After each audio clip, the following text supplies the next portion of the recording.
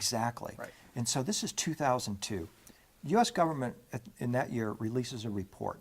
They had gathered all these high-tech titans, giants, Yeah. in Hawaii, major conference in which the U.S. government said, here's what's going to happen. Between now and 2035, 4 separate technologies, bits, atoms, neurons, and genes. Computer science, nanotechnology, neuroscience, and genetic technology are all separate disciplines and technologies. The government is saying by 2035, we want all those 4 to become one. And it's going to be aimed at the human skin, the creation of a new human skin. I'm thinking, wait a minute, this sounds exactly like this robe I've been tracking all these years. Like they're going to use this technology to create a new robe of skin for humanity. And the very first manifestation of this that I noted, and I documented this in my book called Cloak of the Illuminati, was at MIT, where they were building the super soldier suit, the new suit of armor, the exoskeleton. That's the first entry into saying, wait a minute, we are going to change the human body. We're going to, it's called transhumanism, of course, where we're going beyond human. Whereas in the ancient world, they used to ascend by organically putting on this robe of light. Now the U.S. government was saying, we're going to fuse these technologies into one, aim it at the skin, and now we're going to have a new version of humanity. You know, I never made the connection with all the time I've spent with the AI issue. I've never, and I've heard of ascension, of course. Right. Everyone has. Right. I've never made that connection of a mechanical or technological ascension. Right. Right. It seems to me that we have in our core a desire, maybe even a program, to ascend. And whether people at Apple, Google, and these other tech companies that are involved in this know it or not, they are answering this ancient call to transcend our flesh, to turn it into light. And their version of this is, oh yeah, we'll do that. It's going to be digital light. And the problem with this is that if you go down this road, free will goes right out the window, because part of what Google's plan is to create a synthetic neocortex. When we take their chip, we will link our brain, our neocortex, to all 7 billion other neocortexes. A true hive mind. A true, in fact, Corey, that's exactly the word the government used in this report. They want to promote the idea of the hive mind once this technology is in place. So they laid all this out, and this is in my book, Cloak of the Illuminati. Anybody can go online and get that book. When was this book published? 2002. Wow. And then my 2003 book, Oracle of the Illuminati, is where I started making the Blue Sphere correspondence. So I've been looking at both of these questions for the past, 13 years. And I used to think, wow, okay, so they're saying 2035. Now what I'm hearing from people in my audience is it's not 2035, it's 2020 is what they're saying, is when we're going to see this dramatic acceleration of this AI technology brought online. And people are going to be required, mandated, to take this technology into their flesh. So I've been out trying to warn people about this and say, look, here are the choices that are ahead of us, and everybody has free will. Right. Maybe some people are going to opt to have this technology implanted. My feeling is that where's the soul in this?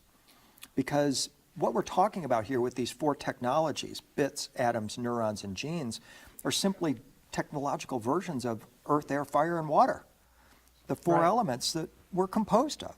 Well, I want to expand this a little bit, William, because we're saying that humans have a desire for transcendence. Yes. Right? There's a desire for ascension. Yes. And I think on some level, if we can maybe even make that simpler, there's a desire for an experience of the cosmic. Yes. And I think ultimately that's a desire for love.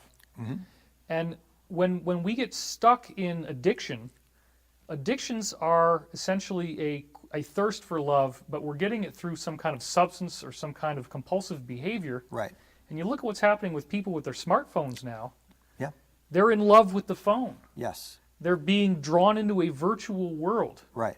Now, Corey, what is this AI agenda? I know some people might not have seen that show. They might be watching this for the first time. William hasn't heard this before. Is there an AI? Is there some ancient AI that has an agenda for us? Yes, and this AI has fulfilled this agenda in multiple galaxies. It implants itself usually through a Trojan horse into our society. What would that be, though? What's a Trojan horse? It would be, let's say, they had already overtaken another civilization. That civilization has gone through the end part of what I'm about to explain. They've created technologies, androids for the AI signal to inhabit. Right. And then after they do so, it turns on them, just like in Battlestar Galactica, destroys the flesh. Right. And then takes over. Right. And then sends one of their spaceships that they've built to crash on, let's say, on Earth, a planet like Earth that happens to be just about in the developmental stage to where we're developing technology, and then boosts us to where they have a pond to swim in. Right. Because technology is the water that this fish swims in, and then repeats the process here. Basically like a giant virus going from solar system to solar system. So let's say that was the Roswell crash. They discover the beings on that are cyborgs. Then all of a sudden, from 47 to about 1960, they're researching all this. Then all of a sudden, what was it, 1961, 62, NASA puts out its first cyborg report. Guess what, kids? Flesh and blood can't inherit the kingdom of heaven. That's what the Bible says. There's a boundary. Our flesh and blood bodies are too fragile to cross the barrier of space-time, to go out into deep space. So that means just like the beings in the Roswell crash, we're going to have to become cyborgs. And NASA initially puts this report out, then immediately retracts it in 1962 and kind of says, oh, we were just kidding about all that. But I don't think they were kidding. I think NASA's known for being, big practical jokers, Yeah, right. This is DARPA today, where the Defense Advanced Research Projects Agency is feeding this technology into these corporations, and now we're starting to see it at the consumer level, and people are beginning to accept it. But ultimately, to me, what they're trying to do is turn us into cyborgs in order to take us into space. Now, William, you said something so provocative when we were on the panel with George Norrie, and he also has a show here on Gaia. You said that these globalists have actually come out and said that it will be illegal to hold a body, that you will need to upload yourself into some sort of Facebook matrix or mainframe. Yes, this is one scenario. What people don't realize about Facebook is how primitive it is. We're in the very first stages of it. Mark Zuckerberg just yesterday was at a major conference where he proclaimed that Facebook is a quarter of the way towards its goal of having every single person on Earth online and connected to Facebook. And by that time, what they have in development are supercomputers that will take every keystroke, everything you've ever put on Facebook, every photo, every image, every keystroke will then be animated in a holographic kind of version of you so that your successors will be able to interact with you. It'll be just as if you're sitting with this personal view of yourself. And ultimately, what they're saying is that this could be the scenario that to depopulate the planet, they're going to convince us that this physical body, you really don't want one of these things. It's so fragile, it gets sick, it smells, you got to take care of it. What you really want to do is clone yourself. But then, you really don't want to clone yourself either because that's only temporary. What you really want, David, is you want an avatar body.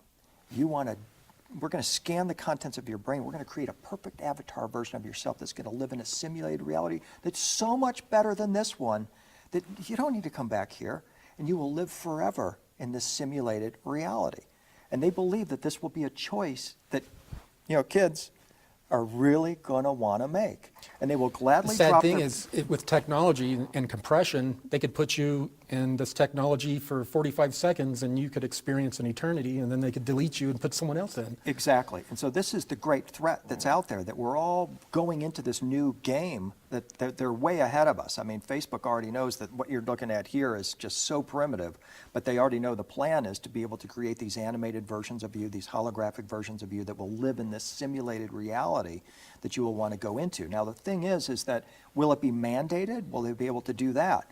That's the big question. Will the introduction of this technology, especially interfacing with our body, be by choice? Probably it will be for a time, but the big threat is that it will no longer be choice after a few years. It will be mandated, because part of part of Obamacare is that all of your medical records have to be in digital form. And I have been told by lawyers who wrote the law that on down the road, what they mean is that information will have to be inside your body in a chip form, which is mandating that you have this chip. And they're going to come along with that and say, well, yeah, you're probably going to resist that, but hey, you know, your flimsy little single brain here really isn't that great, because what Google is developing is a chip that will link your brain to all other 7.5 billion brains on the planet. And their promise is that you will now have this superpower of their synthetic neocortex, where you will have the power of all 7.5 billion brains on the planet. This is like Satan taking Jesus up to the top of the tower and saying, and all of this can be yours. Well, I wanted to, you just picked up on what I was thinking. One of the other insiders I've been speaking to, he's not going to come forward. We're never going to get him on this show. But he's the guy that's been leaking information to Richard C. Hoagland for a long time. And he's given me some really big briefings. And in his view, in his program, the people that are in that military space program, they believe, they're Christian, and they believe that the beast, that Satan, is an AI. Right. And that it has to stay in an electronic machine intelligence form because it can escape, and this is his words, not mine, it can escape God's judgment. Right. It can be free. As soon as it tries to go into flesh, it becomes subject to karma, to reincarnation, and to judgment. Right. Well, what I've just described here with this long-term view of creating this avatar version of yourself, this digital version that will live in the simulated reality, that's the fulfillment of prophecy in the book of Revelation about the emergence of a new human who will live in a new heaven and earth. But in this case, it's a technological one, a simulated reality. And whether these companies in Silicon Valley, the digerati, realize that this is what they're fulfilling or not, I can't say. But what I've been trying to do over the years is to say, look, guys, some of this technology can be good. But here's the thing, when we're dealing with bits, atoms, neurons, and genes, as I said, that's earth, air, fire, and water. What's missing in this is the fifth element, spirit, love. Steve Jobs believed that he could infuse spirit into technology. Ray Kurzweil, Google's tech guru, believes they can do the same thing. I don't think so. But my advice to people on this issue is that if you have developed your soul's capability to where you have the power of mind over matter, then in a life and death situation, you might consider interfacing your body with this technology, letting it under your skin. If you can't control this technology with the power of your mind, then never consider allowing them to put this technology under your skin. That's my advice to people. So what I'm saying is, guys, it's time to up-level our soul's capabilities. We don't need technology. Absolutely not. Absolutely not. I mean, we have this organic circuitry already built in us. And what they're proposing, in Ray Kurzweil's own words, is we're perfecting God's creation. In their view, our body is an unfinished symphony. It's a cake that needs icing, and Google and Apple and all these companies are saying, we're going to put the icing on the cake here. Well, actually, we've been looking at some of that technology in some of the images. I mean, to me, that's ascension technology, but of a spiritual type. Exactly. So what I say to people is that, you know, we have two choices. You can become a pink elephant and stay purely organic, raise your soul's vibration, change your diet, that Who sort wants to of be thing. an automaton, you know? Right. Or you can go gray. Because this technology, I mean, the grays were the ones in the Roswell crash, right? I mean, that's one of the theories. And they're the androids. They're the Borgs.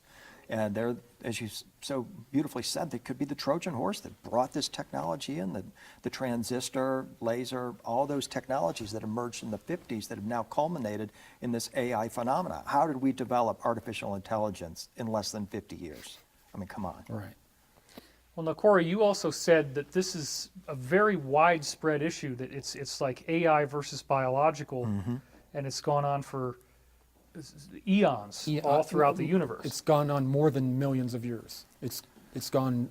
So are the things that William is saying, is that the standard operating procedure of this Yes. AI? It's giving me the creeps. I'm sitting over here and it's giving me the creeps.